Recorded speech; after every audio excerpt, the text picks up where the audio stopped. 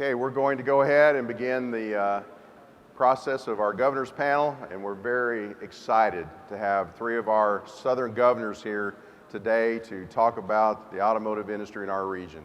And boy, what a story we have to tell. It's amazing.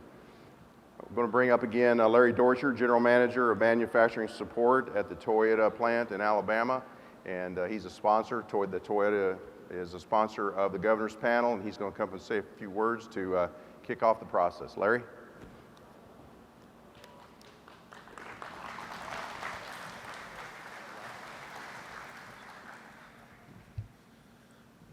So thank you, Ron, and thank you to the Southern Automotive Conference.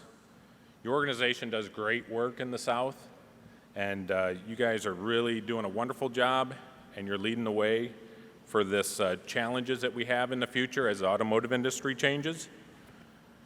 As we pause between these sessions, I want to take a few minutes and talk about an important topic for Toyota, and it's our team members. So from our designers to our developers, our suppliers, and our production team members, from the paper to the pavement, all access across the country, we've got thousands of team members that are working hard, engineering and developing the innovative vehicles which will provide mobility solutions for individuals across North America. Our team members are the backbone of our operations, but they do more than build cars. Toyota and its team members are mobilizing to make a difference in the South. As you all know, the country took a huge hit last year due to the pandemic, and manufacturing and suppliers across this nation were idled for weeks. And we still face challenges today.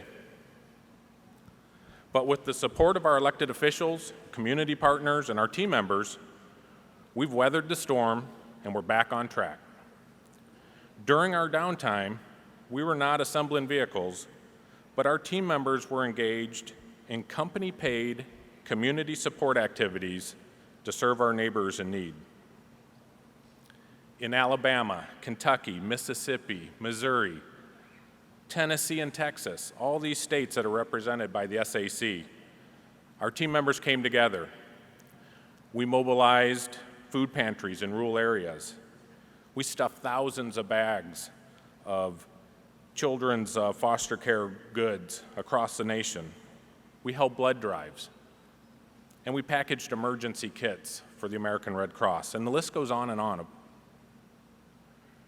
During this time of chaos and insecurity across the world, Toyota's action provided our team members with a steady paycheck, full benefits, and value-added activities. And that allowed them to support their families and their neighbors. Our team members were reminded of Toyota's commitment to Toyota Way. And that's respect for people and continuous improvement, the standard operating philosophy for all of our team members around the world. Our strength, both at our southern manufacturing plants and our global operations, comes from our dedication to each other and that critical philosophy. While the Toyota production system is well known as the heart of our manufacturing operations, it's the Toyota Way that's at the heart of the company. To build our values, we believe in a strong commitment to safety and diversity that are fundamental to our long-term business success. Along with our business investments and commitment to safety and diversity, we're dedicated to improving the lives of our team members and enhancing the quality of life for the residents and communities where we operate. Toyota has contributed more than $500 million to U.S. charities over the past 20 years. And our employees provide over 100,000 hours of volunteer service each year for worthwhile causes. We're passionate about serving the communities where we work, live, and play. We help by giving our time and knowledge and resources to support local organizations, and we go past meeting our partners' day-to-day needs. We work with them to create tangible, sustainable solutions that address the society's challenges. Together, we can continue to strengthen our communities through education and long-term employment so that when young people join the workforce, they'll have what they need to succeed. Again, thank you to the SAC. Toyota looks forward to growing our partnership as we work together and give people of the South hope and for a bright future. So, next, as we move on to the governor's segment, I would like to introduce the moderator. So, in his role as news editor for Automotive News, Lindsay Chappell manages coverage of the auto supplier industry, both in North America and globally. He reports trends on technology and manufacturing, and the sales and marketing, the industry investments, and the business operations in the automotive world. Lindsay's been a business reporter and editor for more than 30 years, covering local, regional, national, and global events. Since the 80s, Lindsay's followed the arrival and growth of Japanese, European, Korean, and other automakers as they start up in North America. He's also followed the big three and their suppliers and retailers. So he holds a degree in journalism from Boston University, and he lives in Nashville with his wife, Susan. Please join me in welcoming Lindsay Chappell to the stage.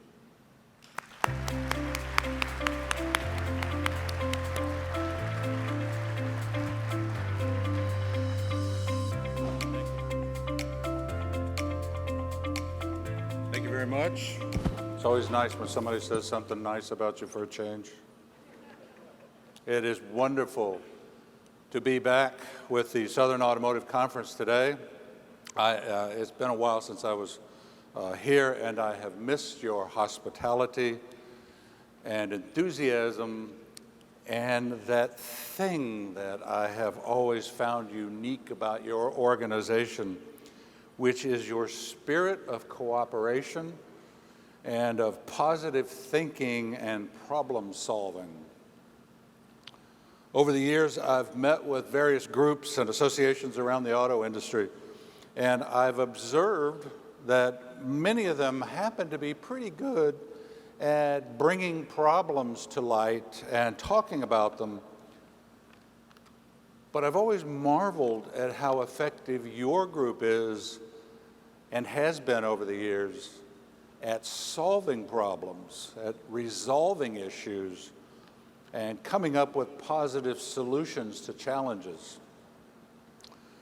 Just to remind you of who I am a neighbor. I'm visiting with you today from my hometown, Nashville, Tennessee. I am not a Detroit visitor with the auto industry. My family lives in Tennessee. A few of them do live way up north in Kentucky. But back in the 1980s, my newspaper hired me to write about the auto industry. And it appeared at that time to be expanding into the South. It appeared to be expanding into the South. Nissan had a small auto plant in Smyrna, Tennessee, making pickup trucks. Toyota was just about to open a plant in Georgetown, Kentucky. And General Motors was constructing a really big auto plant in Spring Hill, Tennessee. And the man who owned my newspaper had a hunch that there would be more such investments to follow in the South. He believed that automakers wanted to be specifically in the South, and they wanted their supply bases to join them in the South for a range of reasons. And it turns out he was right. What very quickly became funny to me was that the parameters of where in the South began to spread out.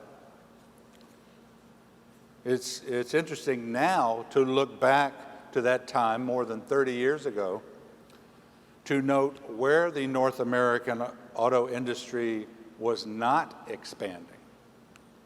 It was not in Alabama.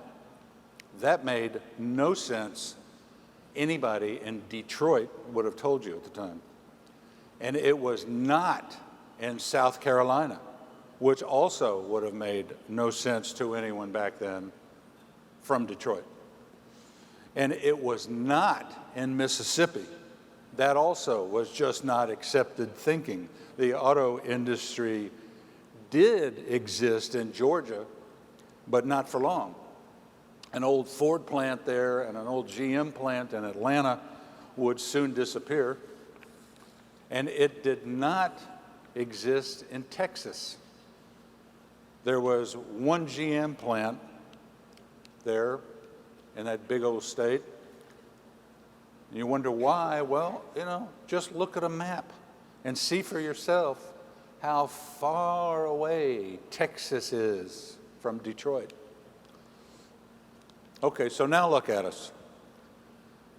And I'll tell you this, literally, that the growth of the auto industry in the South simply has surpassed anyone's expectations and everyone's ability to get their arms around it. It has become just too big of a single story to tell.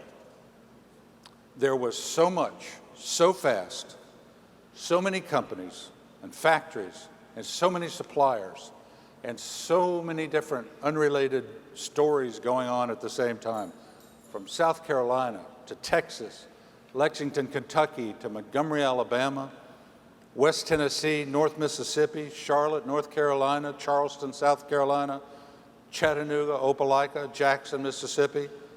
Starting to sound like that Johnny Cash song, right? I've been everywhere. Well, now the auto industry is everywhere. And that's why I'm here today, to talk about that. But I also thought maybe this is a good time to come clean on something, to confess something. It's not too awkward for you. I'd like to set the record straight about myself. Many years ago, in the early 1990s, some folks from the state of Alabama approached me, and they said, "We're thinking about recruiting the auto industry to Alabama. What do you think of that?" And I said, "Nah, that won't work." See, I had explained this to them. I said, I live in Nashville, Tennessee, and Nashville is perceived as the farthest edge of the flat planet Earth. There is nothing beyond Nashville. It's no reflection on the state of Alabama, certainly no reflection on the good people of Alabama. It's a logistics thing. You can't have an auto industry in Alabama. It's just too far for trucks to drive. So that was my valuable input at that time. A couple of years later, Mercedes-Benz said that they wanted to open an assembly factory somewhere in North America. And that, just in case you have forgotten, that was a gigantic deal. No German automakers built anything outside of Germany for the most part. Not counting Volkswagen, had stuff in Mexico, but Mercedes didn't build anything that didn't come from Germany. And there was quite a buzz about where they would do it. Well, the assumption forever has been that if it's a European company, they're going to invest somewhere in greater New York. They're going to invest in New Jersey, it's where their headquarters were. They're going to invest somewhere in the far eastern edge of Pennsylvania, somewhere near New York City, because we all know that's where Europeans perceive the United States to be, somewhere in New York City. That probably would have been where they would build their factory. Everybody assumed. There was talk in the newspapers. Newspapers never know anything. Maybe some other site, maybe Chicago. Okay, well, that's possible. Big old industrial city. Maybe that's where Mercedes will build its factory. There was talk of a place called Mebane, North Carolina. Anybody here from Mebane today? No Mebanites. Anybody ever been to Mebane, North Carolina? Don't see any. One, yeah. Anybody else ever heard of Mebane, North Carolina? Good town, that maybe they'll build there. They had truck factory, okay, whatever. Somebody from Mercedes who was on that group, I'm still in my confessional, by the way, said, you know, we're looking in great confidence, what would you think about Alabama as a place to build vehicles? And I said, nah, I don't see it. It's the logistics thing. It's just so far from everything. You know, I'm in Nashville, Tennessee, and yada, yada, yada. And I gave him a tip. I said, hey, you want a good place to build that car factory? Jacksonville, Florida. Wide open. Lots of young people live in that area. It's on the port. It's close, the eastern seaboard. So once again, you saw how valuable my input to the auto industry has been.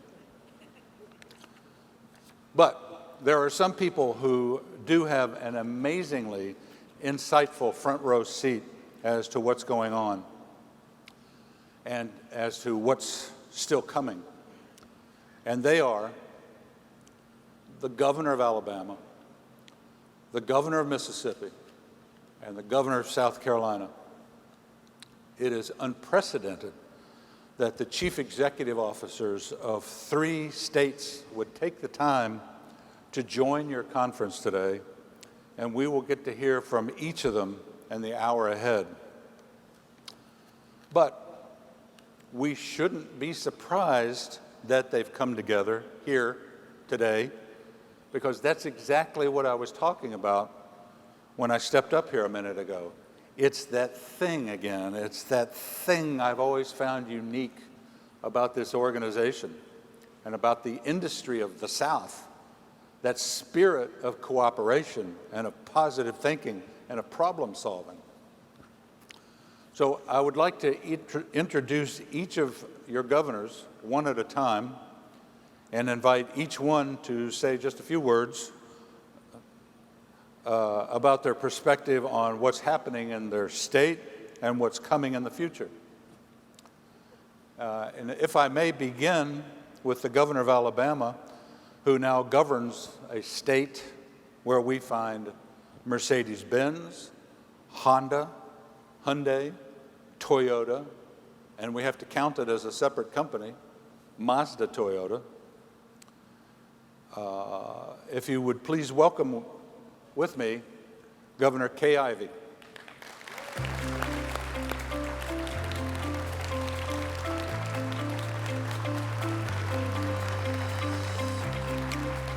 going to say one more word.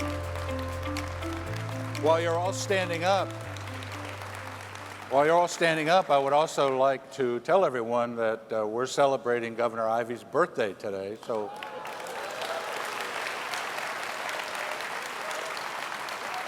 Thank you, Governor. Well, thank y'all so much. It's great to have another birthday. Well, good morning, y'all. It's a pleasure to be back with you today for the governor's panel. I enjoyed being with you yesterday, and as governor of Alabama, I take great pride in growing our automotive industry. When I spoke to you yesterday, I shared with you that by as early as 2024, Alabama could become the #2 auto-producing state based on industry projections before the pandemic. And 2 of my governor colleagues will come behind me today and share the success of their respective states' automotive industries. Y'all, the Southeast is truly the heart and soul of this industry. And I'm proud to discuss this today with Lindsay and the rest of you. Despite the ongoing difficulties presented by COVID-19 pandemic, I am confident we will rebound and we will continue to see this industry boom and develop. In Alabama alone, since Mercedes-Benz first located in our state almost 30 years ago, we have made our mark on the map and absolutely plan for that to continue. Now, I won't talk too much about Alabama just now, because as I mentioned, I'm glad to be joined by two of my fellow governors who are also good, solid friends. Mississippi Governor Tate Reeves and South Carolina Governor Henry McMaster. Y'all, it's a true pleasure to welcome you to sweet home Alabama. And I'm a firm believer that we are successful when we are successful together. And the working relationship that we have with Governor Reeves and Governor McMaster is proof of just that. So thank y'all for being here and joining me on stage today for this panel.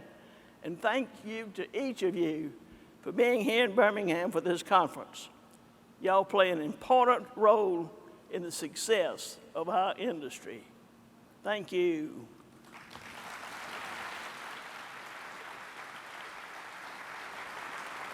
Thank you, Governor Ivey. If you make yourself comfortable for just a few minutes, I would like to welcome now the governor of the beautiful state of Mississippi, where we have seen years of investment by both Nissan and Toyota, and more than 200 other automotive employers are there thriving. If you would please join me in welcoming Mississippi Governor Tate Reeves.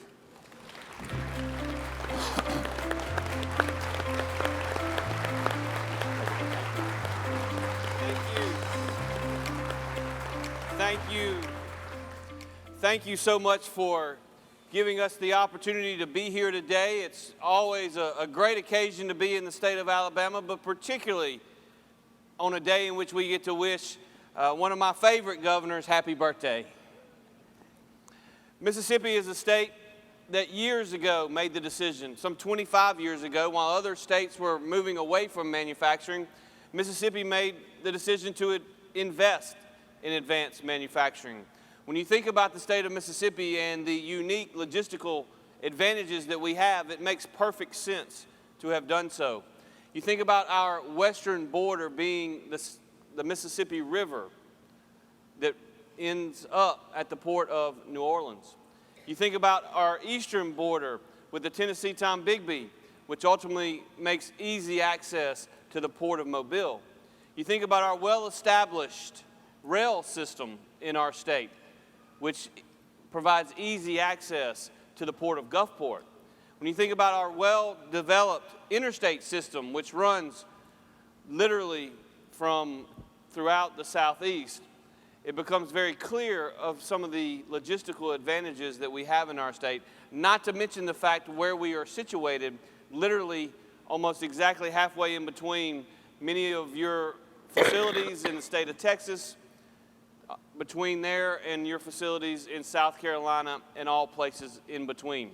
Because of that, we've had great success in attracting capital investment in our state from many of you in the automobile industry as well as other advanced manufacturing industries. And for that, we are very, very grateful. We've also seen an uptick over the last year and a half of significant capital investment in our state.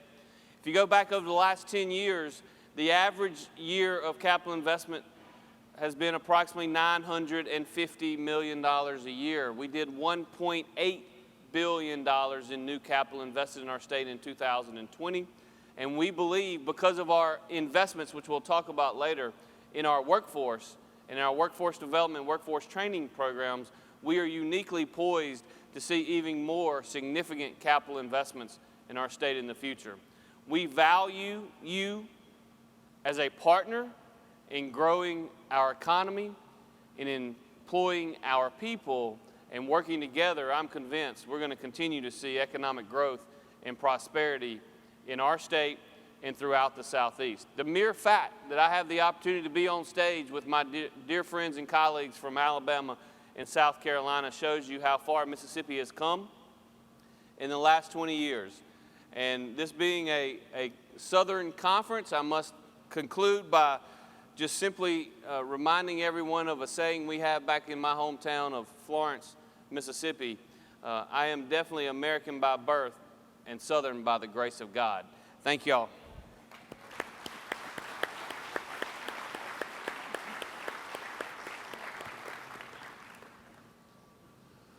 Thank you, Governor Reeves.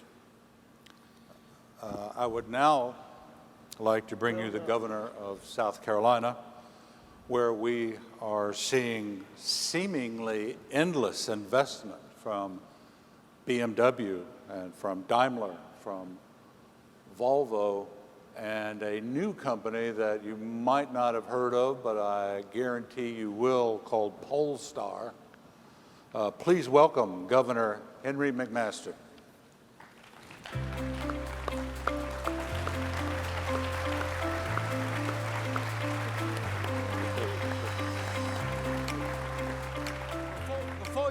Before you sit down, it's been announced this is Kay Ivey's birthday. She's over 29, I think. For this enchanted moment, let us refer to her as Kay, and join me in singing happy birthday to the one and only Kay Ivey. Y'all ready? Tune it up. Happy birthday to you. Happy birthday to you. Happy birthday, dear Kay. Happy birthday to you. Hey.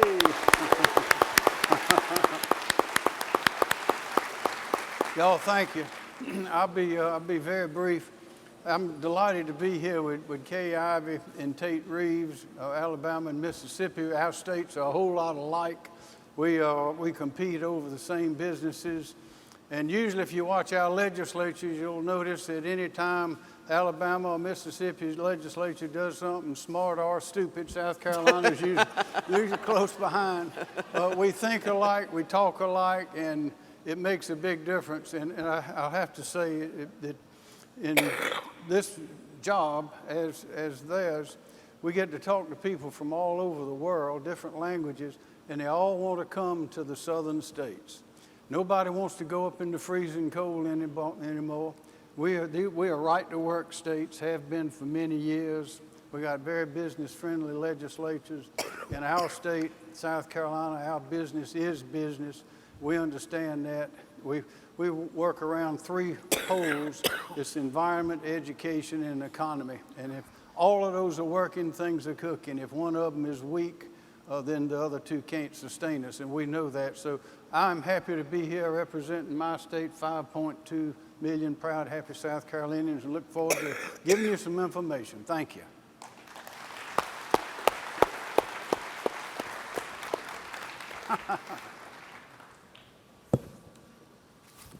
If there weren't so many steps, I would have been up here a little faster. Thank you all. Those were great perspectives on what's going on in your states and also on your thinking. Valuable to know sort of what the view is of the auto industry.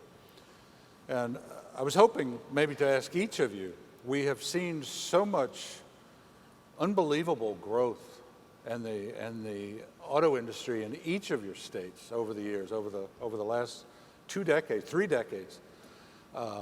You probably all take it for granted now, but it's to pause and look at it. And I wonder if each of you, maybe we could start with Governor Ivey, what is it about your individual states as a business environment, as an investment opportunity, as a place for industry? What do you think it is that has attracted and continues to attract the auto industry? Well, Lindsay, we in Alabama are proud to work, and we are a right-to-work state, and our people want to work and provide for their families. In Alabama, we customize incentive packages, our resources, and we have a workforce that operates in a business-friendly environment, and it cultivates growth and expansion with lots of opportunities. So we are proud to be a working state, and we plan to keep it that way. Makes sense. Makes sense. Well, look, Mississippi. I will tell you that the thing that makes Mississippi unique in this place is without question our people. It's like Governor Ivey just mentioned. Our people show up. They want to learn. If they need to become better skilled at a particular task, they're more than willing to do so. And they show up to work every day. And they show up because they recognize the value of not only hard work, but they recognize the value of work in general. They know that putting food on the table for themselves and their families has value, and so they show up and work. And so our number one asset, and I think this is true of all of our states, is our people. But also we operate in a very business-friendly environment.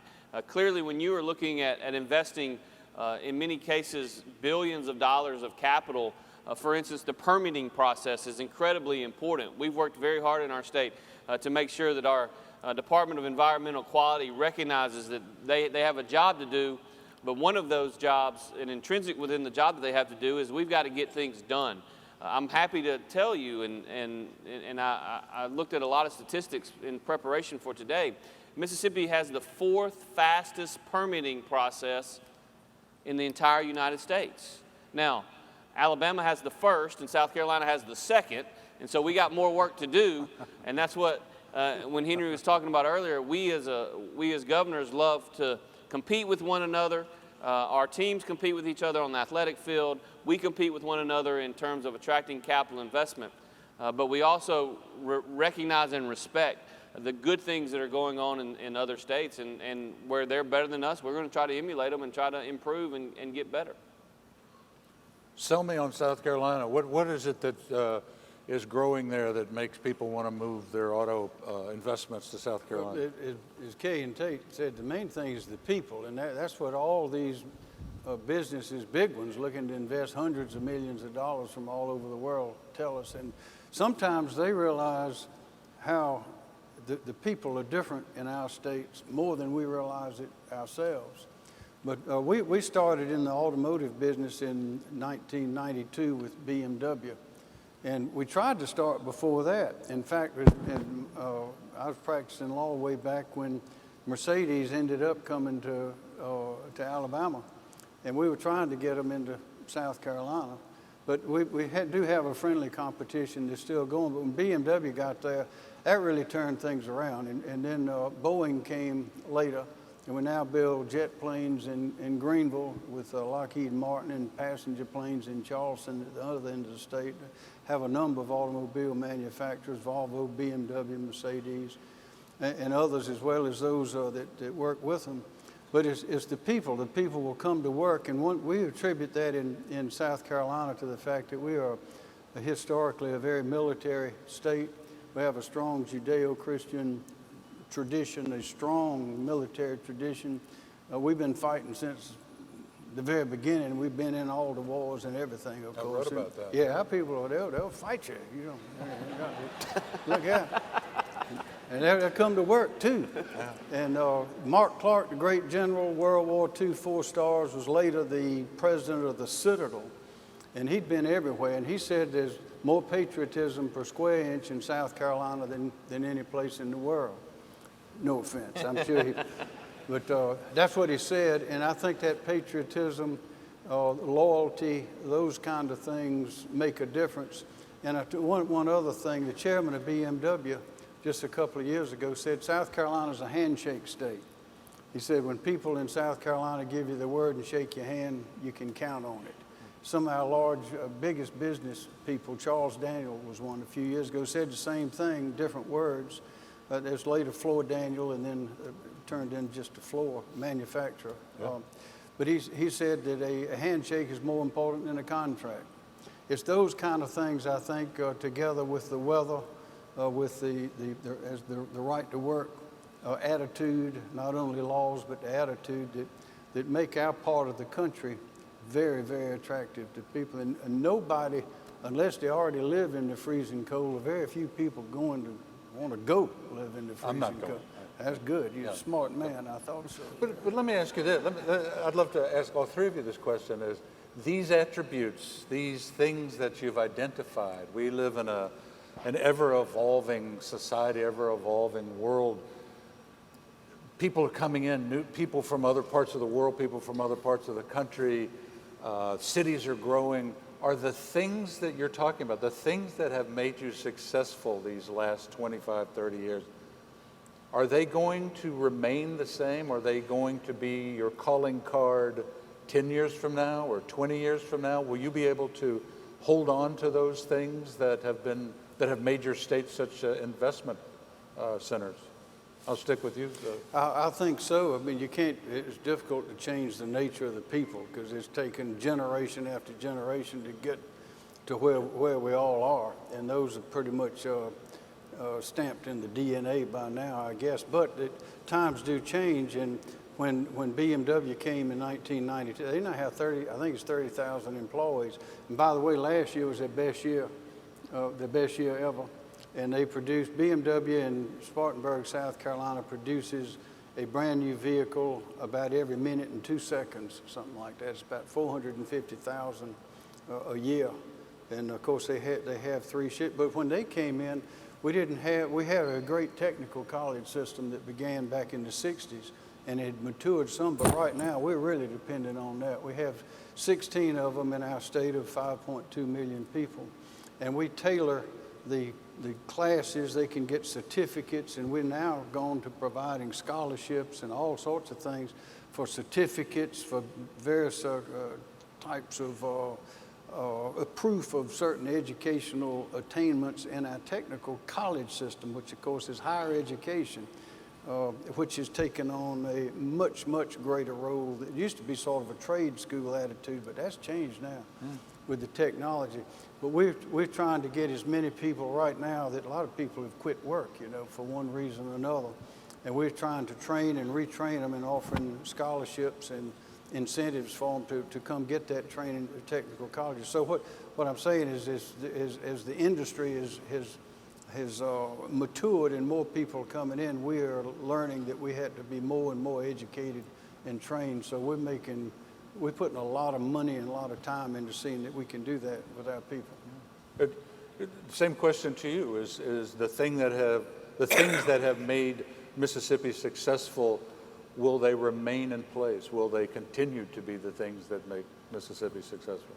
Well, Lindsay, I don't think there's any doubt that the things that have made us successful, not only are they going to remain in place, the reality is they're going to become even more important in the future. Let's think about what are the two most the most important topics that are in the news today for people in business and industry in America. Number one, which I'm not going to spend a lot of time talking about, is the far left policies of this administration in Washington. And number two, supply chain issues. Supply chain issues. You know supply chain issues are a real challenge when you're 9-year-old. I have a 9-year-old daughter. My 9-year-old daughter came up to me the other day and said, "Daddy, are these supply chain issues meaning I'm not going to be able to get my Christmas presents this year?" That's a problem, friends. But the reality is those supply chain issues that we're seeing in America today, which have clearly been exacerbated by the challenges of this country and across the globe over the last year and a half, but they really highlight the needs and the desires of business to have an infrastructure system in place where they can minimize the risk. One of the biggest friends of business is limiting risk and making sure that you have consistency. And in our states, whether it's tax policy or focusing on our people and investing in workforce development and workforce training, you know that in our states in the South, we're going to continue to do that because it's worked for us over and over and over. It's one of the reasons that I mentioned some of the critical infrastructure that we have in and around Mississippi, with literally the western border of Mississippi being the Mississippi River, with the Tennessee-Tom-Bigby being our eastern border, with the investments that we've made in a fully developed rail system. All three of those distribution points are going directly to ports that can go overseas. I just think that's critically important as we look to not only the last 20 to 25 years, but what's going to happen over the next 20 to 25 years. And I think those states that are investing in their people, those states who are investing in workforce development, workforce training, and making sure that we're training them for the jobs, not of the last 50 years, but the jobs of the next 50 years, which are clearly more highly technical and require higher level of skills, those are the states that are going to win. Governor Ivey, I'd really love to hear Alabama has changed so fundamentally in the landscape of industry. Are you still going to be able to offer a company 10 years from now the same kind of home that you've offered today? You bet your sweet bippy we will. We're proud to have a growing economy in Alabama and a very positive business climate that invites businesses to come to our state to do business. In Alabama, we're not only open for business, but industry is finding it's the best place to do business. Another thing that we do is go after powerhouses like Mercedes-Benz, and they bring in a lot of subordinate companies who also bring in people and grow our economy. And another thing we do is we target in my education initiative, I started something called Strong Start, Strong Finish. And a part of that initiative consists of Success Plus, where our goal is to get 500,000 credentialed workers in our state by the year 2026. And we're well on our way to doing that, and we will continue to upgrade our training for people at all levels. We have a great relationship with our two-year college system and technical schools. We have a great partnership there, and it's easy for a worker to find out they need more training, and we're very well prepared to provide that to them. And people have come to know that in Alabama, we are devoted to growing our workforce and keeping it on the cutting edge of going forward.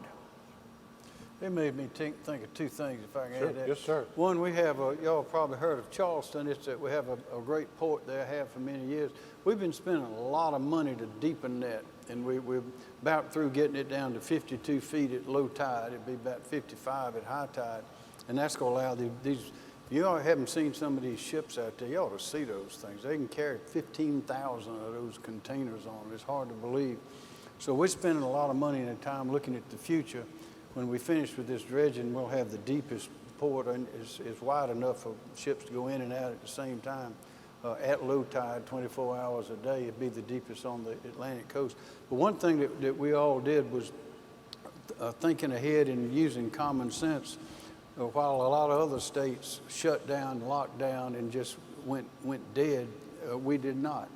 We slowed down, but we didn't lock down. We didn't close down, and that has interested a lot of businesses, because the supply chain is one problem. But if your business is locked down and you can't go inside, then in a matter of time, that business is going to be dead, no matter how much of your money is coming from Washington to try to prop it back up. So I think that was something that kind of understanding and quick action was something that all of our states did that a lot of people around the world noticed, and is going to be very helpful for the future. And I hope that we can keep adapting and turning on a dime and being nimble like that to keep our states open for business all the time. There's an elephant in the room for the auto industry, and I bet if we asked everyone out there, they would tell us a personal story that this is happening at their company too, and it is a dire shortage of qualified workers. It's factories getting back up after the health shutdown, and factories needing to expand and recruit workers, not at the highest level so much. I mean, Toyota seems to have no trouble, BMW has no trouble. But when you start going down, there's just need more people. And I'm wondering, what can your states do to enlarge the funnel? I mean, you've talked a little bit about educational programs to train workers, but in the final analysis, does each of your states need to try to bring more people to move in just because it's a nice state? I'd like to go live in South Carolina. I'd love to go live in Mississippi. It's beautiful. I'd love to live in Alabama because the weather's perfect. Need to bring people in order to build up the work population of workers. That's what I'm asking. Please, jump in. Well, the answer is yes. So, I mean, in Mississippi, we've got several initiatives that we are undertaking because we've got our labor pool for the future is going to come from several different areas. Number one, our labor pool is going to come from those who are currently working, but working in lower skilled positions that also obviously become lower wage positions. And so training and retraining those individuals that can to take the jobs in the more advanced manufacturing space. That's one area where we're going to see employment growth in the future and ultimately per capita income growth, which at the end of the day is really what I'm focused on. If I could only look at one economic statistic, it would be per capita income. And we're seeing significant upticks there, which is a positive thing. And the second area that our labor force and the growth of employment is going to come from in the future is those individuals that are currently not in the workforce. Our labor participation rate is extremely important to me, and one of the challenges we have. And look, I'm going to be honest with everyone here. When I made my inaugural address, when I was sworn in, I made it very clear to everyone that there are those in politics and those in government who want to hide their problems or hide the challenges that their state faces. I'm not trying to hide our problems. I'm trying to fix our problems in Mississippi, and we're hitting them head on. And I'm not sure that's politically astute or politically smart, but I'm not overly worried about the next election. I'm worried about the next 15 to 20 years of Mississippi economic growth. And so we've got a workforce participation rate that is too low, and we've got to get some of those individuals that are not currently in the workforce into the workforce. And the way in which you do that is to work to ensure that particularly early on in lives, when kids are in pre-kindergarten through third grade, that they're learning to read and that they're staying in high school. And if they stay in high school, it's more likely that they're going to be able to be productive members of society. Our high school graduation rate in Mississippi, for instance, since the day I got elected lieutenant governor in 2011, has gone from 72%, which is abysmal, to 88%. At the time that we were 72% high school graduation rate, the national average was 84%. The national average has risen over the last 10 years from 84 to 86%. Our high school graduation rate has risen from 72 to 87.5%. So we actually exceed the national average today. That's going to be literally tens of thousands of kids in the workforce that didn't have a high school diploma 10 years ago that going forward will have a high school diploma. So that's the second area we're going to get people into the workforce to help provide the labor that you need. And then third and finally is population growth. When you create a great economic environment and there are great jobs available, people are going to move into your state. From 2013 to 2019, I'm sad to say that in every one of those 6 years, we actually had population declines in Mississippi. In 2020, we have since turned that around. 2020 was the first year in the last 8 years that we've seen population growth. And I think that's critically important because if you look at our economy, I think we can grow GDP intrinsically between 2.5% and 3% a year over the next 3 to 5 years, which is pretty good intrinsically. But I want to grow GDP to 4 to 5% a year over the next 4 to 5 years. And to do that, we need 1 to 2% population growth to go along with that intrinsic economic growth. And so, yes, I think population growth, population movement, certainly from other parts of the country into the Southeast is going to help tremendously. Governor Ivey, I interviewed the CEO of Mercedes-Benz before he left a couple of years ago and went back to Germany for a promotion. And I said, Mercedes has flourished here for so long. I said, is there anything you'd like to see the state do for you, for this company? And he said, we just need more people. I would like to see the population of Alabama grow. Would you like to see 1 million people move into Alabama? Would that help you? Or even if they come from New York and California, would that? Well, Alabama's open for business, and if folks want to come and work, we'd be proud to have them. Yeah. And we That's want to make working advantageous for workers, and that's the reason we spend so much time and effort in workforce development, in multi-phases of workforce development. And I remind you again that we go after the heavy hitters in the industry, and they become a hub for many suppliers and those suppliers bring new folks to our state as well. And also, automotive industry is always going to be a top priority for Alabama, but at the same time, we are making advances in aerospace and technology and robotics training and those kinds of things. So we are broadening our horizon, a field of jobs that are going to be available in our state, and that will attract more people as well.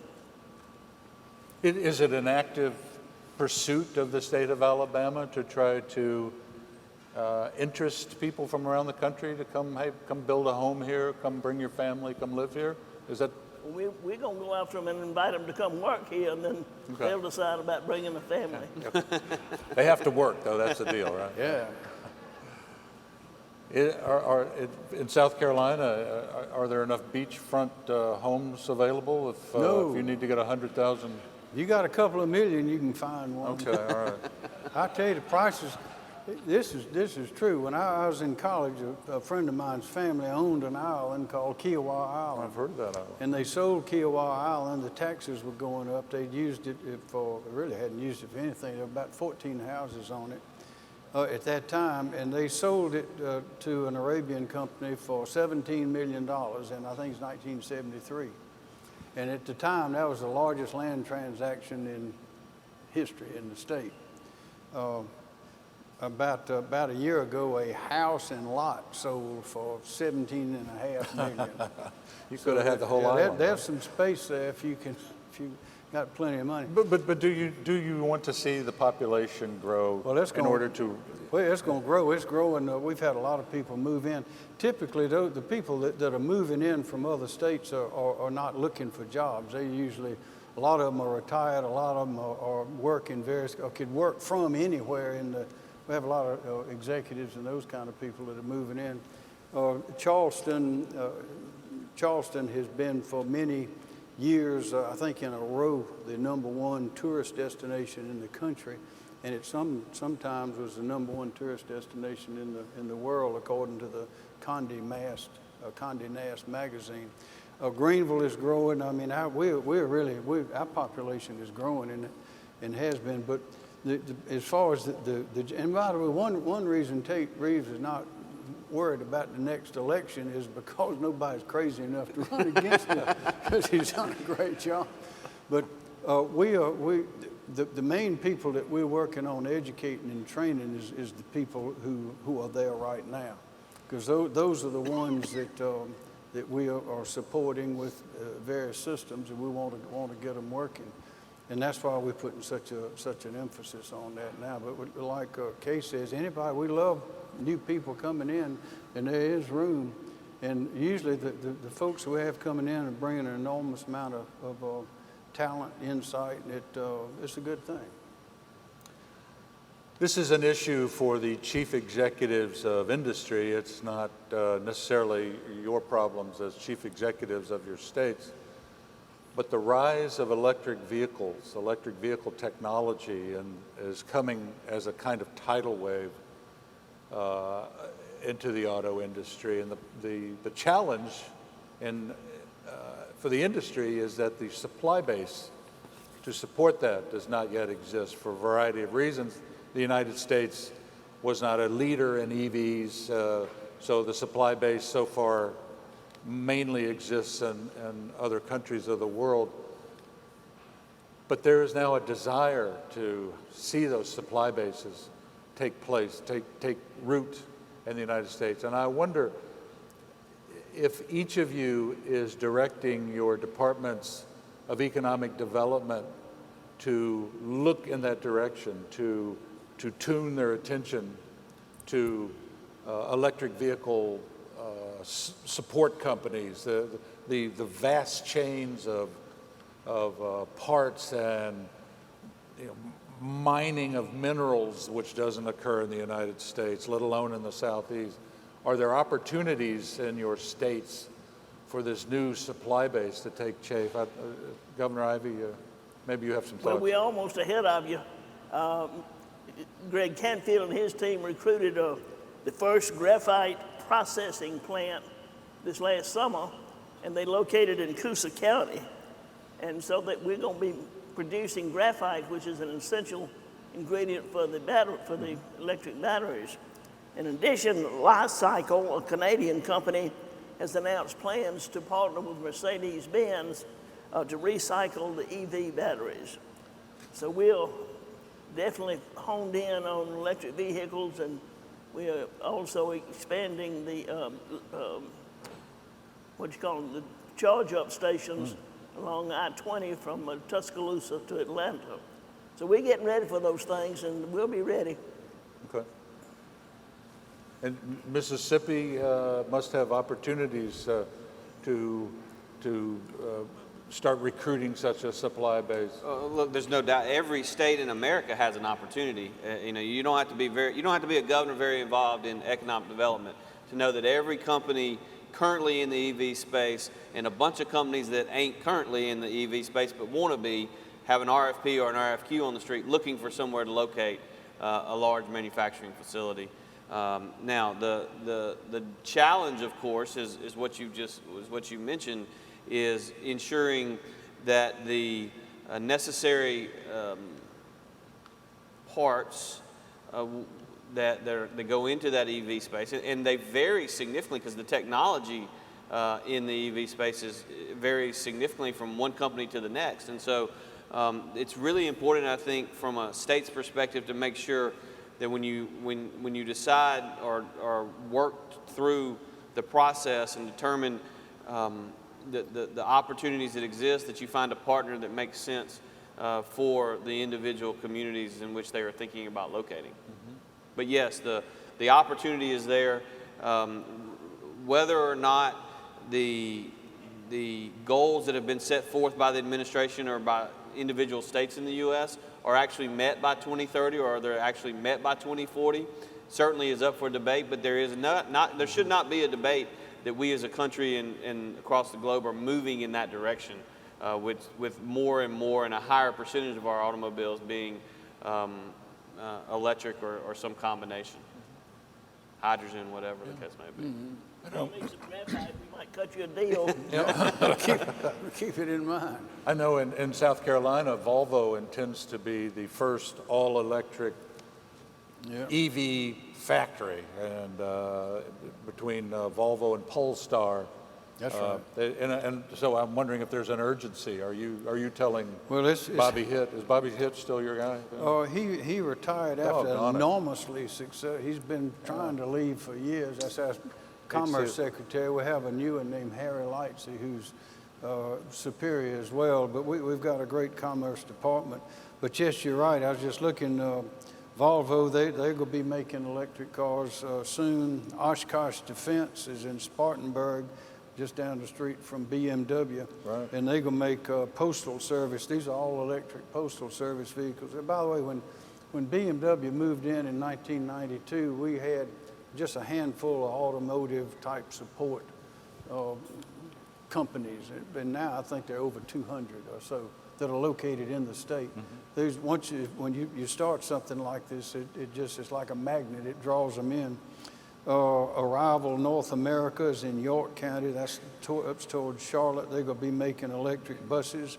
Proterra in Greenville County is making electric vehicles now. BMW is making an electric hybrid now, and Mercedes-Benz vans. We did end up, with the vans part of Mercedes-Benz. They're making a Sprinter van electric that'll be starting be on the street in 2023. So we are we've been going in that direction, and we'll continue. Okay.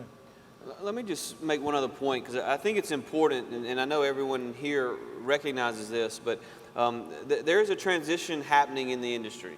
It is driven by a lot of different factors, one of which is government policies at the federal level. But we've got to, as policymakers, we've got to think through ways in which to make this transition less painful for everyday Mississippians. There are a lot of Mississippians who are hurting today because the price of fuel has gone up significantly in the last year and a half. If you're paying twice as much to put gas in your automobile to go to and from work, well, you have less discretionary income at that point, And so one of the big advantages we have in our state is our cost of doing business and our cost of living. It's a huge advantage in Mississippi compared to many states in the Midwest or the far West. But as these prices and inflation continues to occur, it is making it more and more difficult for our individual constituents to be able to live and work and play to the extent that they want to. And we just need to be aware of that and make sure that the transition is not, at least minimize the pain to the everyday workers that go to and from work for many of these industries and other industries. As we've touched on some common interests that what's good for industry in South Carolina is also beneficial to Mississippi and also of great advantage to Alabama. And I wanted to return to the issue of collaboration. Even though your states are fierce competitors when it comes to recruiting industry, it's always notable that in the South, people find a way to work together across the lines for pragmatic reasons. And I'm wondering, is there opportunities, do you think, for the auto industry of South Carolina, the auto industry of Mississippi, the auto industry of Alabama, to come together and work together for common interests, for common good, for common progress in the auto industry? I think we're already doing that. That's right. For sure, but there's some other things we can also do. And goodness knows each one of our states wants to reap the benefits of a very vibrant automotive industry, and we're doing that. But we can also cooperate as we compete, and that's fine. We learn by competition, and we learn more from cooperation. And our educators can work together to find better pathways and clearer messaging to get those pathways known to workers in our states. And we can also continue to cooperate on our infrastructure and be sure there's good, safe travel and connections. And we've got a port at the Port of Mobile, and it's being deepened and widened. And so we do cooperate and we do share, but we're still competitors. Do you think there's some ground to be made? Talking to me? Yes, sir. I'm sorry. I think what Kay said is right. We've been doing it that way. I think there's enough to go around for everybody. Mm-hmm. And whatever happens in Alabama, Mississippi is good for South Carolina, because it's our region has a lot of similarities. And I think when a big company comes to one of these states, others may want to go to a different state and do the same kind of thing. But our real competition is not. It is fierce among our states, but it's also polite.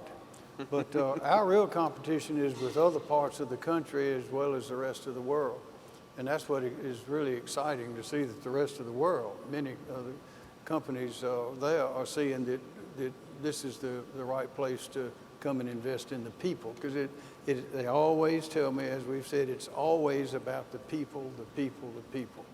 There's a culture, there's some difference. Maybe it's undefinable, I don't know. I could think of a lot of examples of differences, but it's something that they don't see in other places, other parts of the world that they see here. And I don't think that's going to change. Mm-hmm.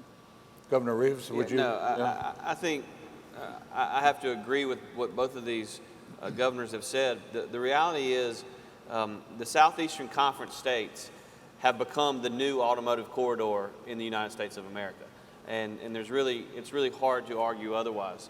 And the fact is that Mississippi is fortunate in that we are literally positioned almost halfway in between the automobile plants in Texas and the automobile plants in South Carolina.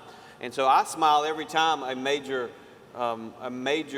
OEM locates in any state in the Southeast, because I know with that comes opportunities for Tier 1 and Tier 2 suppliers.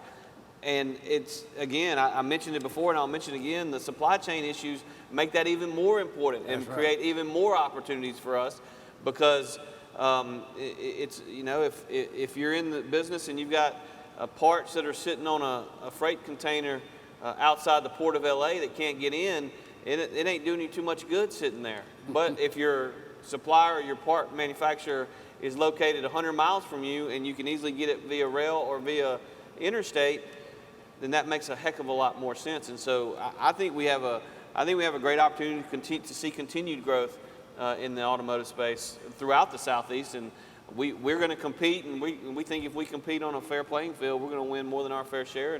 And these two great governors are going to win their fair share as well. So, If I ask you any more questions, your aides will come strangle me and whisk you away, and I'll be sitting here by myself. So I have to say, Governor Ivey, Governor McMaster, Governor Reeves, it is unprecedented that you were able to find time to come together and talk to the auto industry of the South. I'm thrilled that I got the chance to sit here and listen to what you have to say. Best wishes to all of you. Thank you, and special happy birthday to Governor Ivey. That's right. Thank you so much. Thank you. Thank you very much. Thank you. Enjoyed it. Congratulations. good to see you, my friend.